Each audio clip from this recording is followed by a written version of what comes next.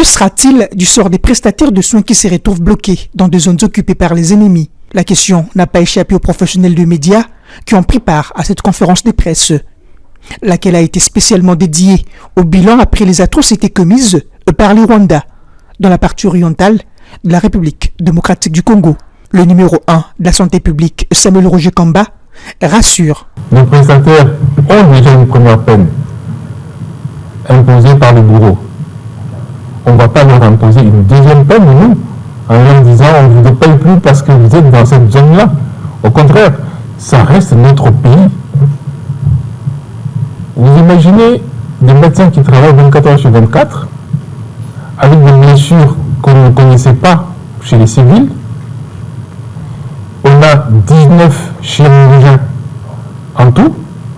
Et vous allez venir leur dire on ne vous paye plus.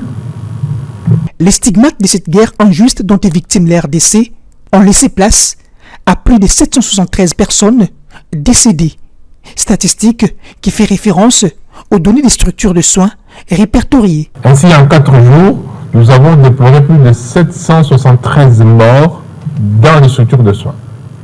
Je précise encore que nous ne comptons pas les blessés et les morts qui ne sont pas arrivés dans nos structures parce que nos propres travailleurs, nos prestataires sont soumis à la même pression que la population. À cela s'ajoute la liste de plus de 2880 blessés qui ont besoin de toute urgence d'une prise en charge adéquate. D'où un appel lancé à tous les Congolais de répondre massivement à cette campagne de dons de sang, récemment initiée par le ministère de la Santé publique. Le besoin en sang est très élevé. Et donc, nous avons lancé ici une campagne de collecte de sang. J'en profite vraiment pour demander à tous les Congolais de donner son sang. En 3 jours, cette campagne a permis de collecter 1200 poches sur les 5000 requises.